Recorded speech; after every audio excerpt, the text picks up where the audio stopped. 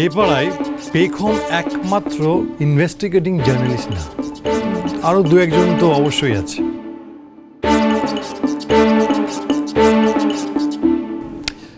মানে এই যে রুবিয়ান নিজের বাড়ির কাজকর্ম ছেড়ে, সংসার ধর্ম ছেড়ে আমরা কখন কোথায় যাচ্ছি, কি করছি, এগুলোর প্রতি ওনার বিশেষ নজর আছে, তাই না রুবিয়ান? এত ডেডিকেশন কিন্তু আমি কাজে কখনো ভাবতেই পারি না। Super, mind blowing. তবে কি জানেন তো, বেগম একটা ভালো কাজ করেছে, দারুণ কাজ। ফুটবল একাডেমির কেসটা একা কভার করছে, তাই থানা থেকে ওকে ফুল নিয়ে সংবর্ধনা জানিয়েছে। সত্যি? সম্বর্ধনা? না মানে থানায় ডেকে নিয়ে গিয়ে সম্বর্ধনা দিয়েছে? উফ, সত্যি গর্বে আমার বুকটা চড়া হয়ে যাচ্ছে। কি শান্তি আমার। রুবি আন্টি, আচ্ছা বেগমকে কি কি ফুল দিয়ে সংবর্ধনা জানানো হয়েছে সেটাও কি শুনবেন নাকি? তোমাদের তো জামাইষষ্ঠীর নেমন্তন্ন আছে। সুচরিতা, আমি আসি। হ্যাঁ, আমার না বাড়িতে কাজ করে আছে। নিশ্চয়ই। এই তোমরা কখন থেকে দাঁড়িয়ে আছো, এবার বসো। আই পেখম বস, আমি বরঞ্চ খাবার দাবারে জোগাড় করি। চাপা, খাবারগুলো রেডি কর। এই শোনো, তুমি এখানে না দাঁড়িয়ে থেকে আমার সঙ্গে হাতে হাত লাগিয়ে কাজ করবে। চলো, আমাকে হাত লাগাতে হবে? অবভিয়াসলি, এসো। আমি একটু খাবার দাবারে হাত লাগিয়ে আছি। চলো চলো চলো চলো। আমি সরি, আমার জন্য তোমাকে মিথ্যে বলতে হলো। বেগম মিথ্যে তো বলিনি, অর্ধ সত্যি বলেছি। আর সম্বর্ধনা তোমাকে তো জানানো হয়েছে, এটা তো কোনো মিথ্যে নেই, তাই না?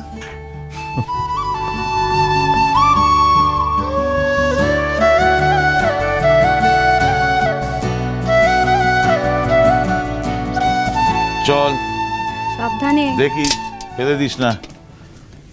এই যে চাপা রাখবে এটা। কোথায়? এই চলে এসো তোমরা। এসো জামাই বাবাজি, এসো আবি, বসো। যা। বসো। হ্যাঁ, শুরু করি তাহলে। এই দেখো। আরে চাপা, হা করে দাঁড়িয়ে আছিস কেন? শাকটা বাজা। যখনই মনে পড়ে মেঘ জমে মনের ভেতরে,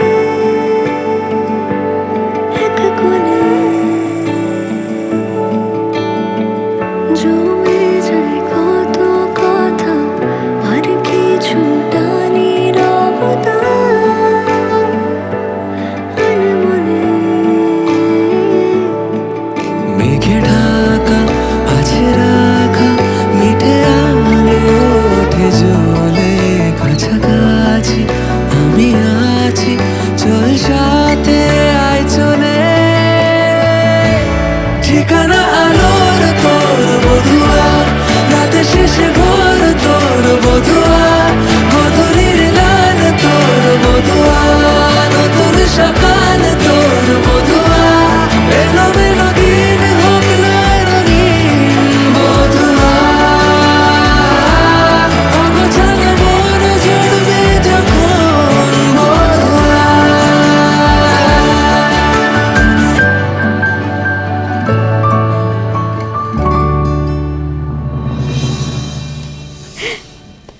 আমার যে কি আনন্দ হচ্ছে কি বলবো। তোমাদের প্রথম জামাই ষষ্ঠী বলে কথা। আন্টি আমি কিন্তু খুব এক্সাইটেড। মানে প্রথমবার যখন পেখমকে দেখেছিলাম সেদিন থেকে আমি আশায় ছিলাম কবে এই বাড়িতে আসবো আর জামাই ষষ্ঠীর খাবার খাবো। কিন্তু আজকে আমার সেই আশা পূর্ণ হলো। দেখা যাক, এবার দেখা যাক জামাই বাবাজি, প্রথম জামাই ষষ্ঠীতে কেমন কবজি ডুবিয়ে খেতে পারো আমাদের। এই, একদম না। হ্যাঁ, আমার জামাইয়ের জন্যই কিন্তু আজকে আমি সমস্ত রান্না করেছি, তুমি একদম নজর দেবে না। এই দেখো, বলছি আমি আর তোমার মেয়ে কি বানের জলে ভেসে এসেছি না? মানে একটু ছিটে ফোটা। অবশ্যই, কিচ্ছু পাবে না। চলো চলো চলো, খাবে চলো। বাবা এসো এসো এসো। এই চাপা, যদি আমরাও কিছু পাই, এসো এসো।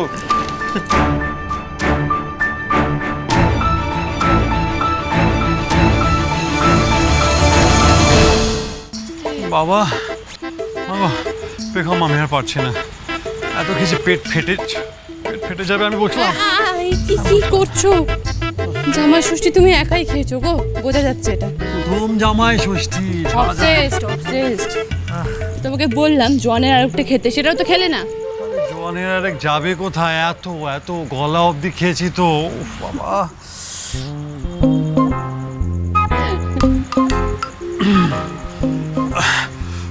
বসে যাবে না, চলো।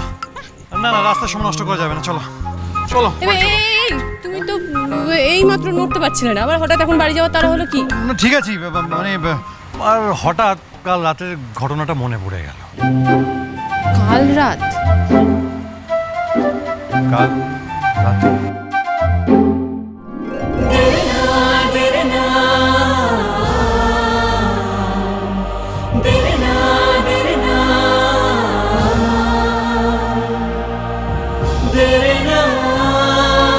বেগম, ওই কাল রাতের কথা, মানে অতীতের কথা মনে করে ভাবলাম যদি আজকে আবার একটু লাকি হওয়া যায়। হ্যাঁ, হতেই তো পারে, তাই না? সেটাই ভেবে আমি একদম ঠিক। না না, বাড়ির সামনে লোকজন বেরিয়ে পড়বে রাস্তার মাঝখানে, কি কি হচ্ছে এটা? লোকজন নিজের বউর সাথে রোম্যান্স করছে, ওকে দেখলে দেখবে, তো লজ্জা পাওয়ার কি আছে? হ্যাঁ,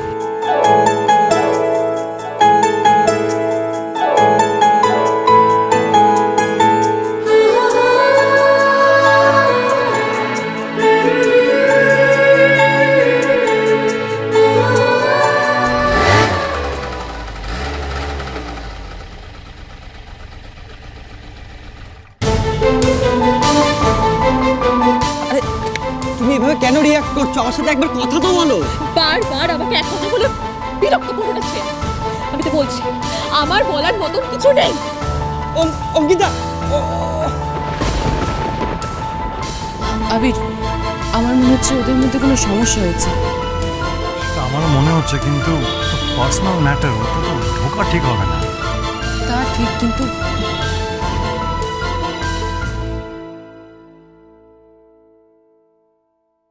শ্রেয়ান, আবিরদা তোমরা? বাইরে কেন, ভিতরে চলো না। না না, আজ না, অন্যদিন যাব। কিছু সমস্যা হয়েছে? সমস্যা? আসলে অঙ্কিতা না কদিন ধরে আমার সাথে কেমন মিসবিহেভ করছে। কি জানি কি নিয়ে চিন্তা করছে সারাক্ষণ, কোন ভাবনায় ডুবে আছে কে জানে। কোনো কথা বললে উত্তরও দিচ্ছে না, আবার কিছু জিজ্ঞেস করলে বারবার আমার উপরে রেগে যাচ্ছে। আর এখনই তাই হলো। আমার না ব্যাপারটা কেন জানি না ঠিক লাগছে না। কেননা এরকম মুড সুইং হতে আমি কখনো দেখিনি ওকে। আর তোমরা তো সবটাই জানো, বলো ও কতটা প্রাণবন্ত একটা মেয়ে। শ্রেয়ান, শ্রেয়ান, একদম চিন্তা করো না। দেখো, আগে অঙ্কিতাকে বোঝার চেষ্টা করো, সিচুয়েশন ঠিক হলে তারপর সাথে কথা বলে জানার চেষ্টা করবে। হ্যাঁ, তাছাড়া আমরা তো আছি, ডোন্ট ওয়ারি। অনেকদিনই হলো অঙ্কিতাকে দেখছি, সত্যি ওকে সব সময় হাসি খুশিই দেখেছি, কখনো এভাবে রিয়াক্ট করতে দেখিনি। আবির হালকা করে নিল ঠিকই, কিন্তু আমার একটু চিন্তাই হচ্ছে। ডোন্ট ওয়ারি, ঠিক হবে। আমি আসছি আবিদ্যা, বৌনি আমি এলাম। হ্যাঁ, সাবধানে যেও।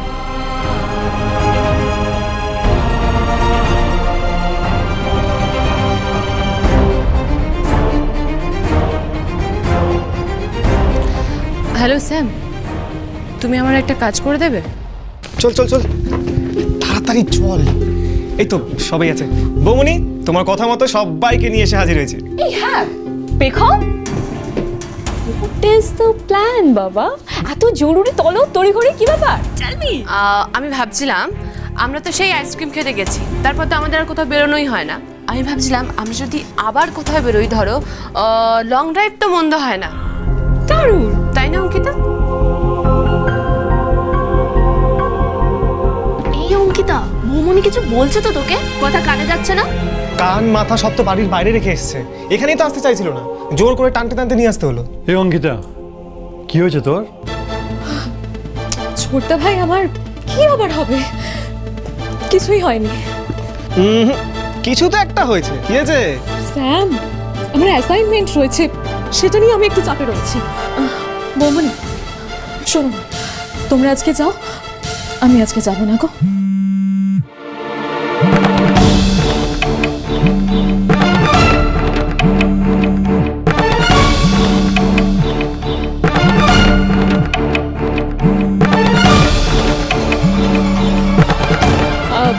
আমি না একটু আসছি, ঠিক আছে?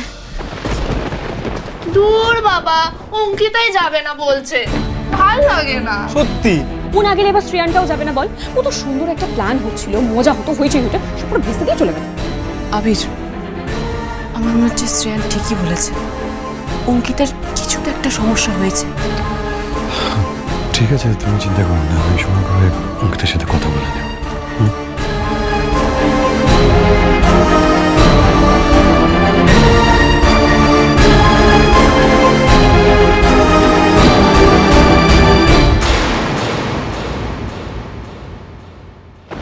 ও অঙ্কিতা, তোমার শরীর ঠিক আছে তো? কপালটা যন্ত্রণা করছে, আমি একটু ঘরে যাই প্লিজ। আমি রিকোয়েস্ট করছি তোমাকে, একবার আমার কথাটা শোনো না।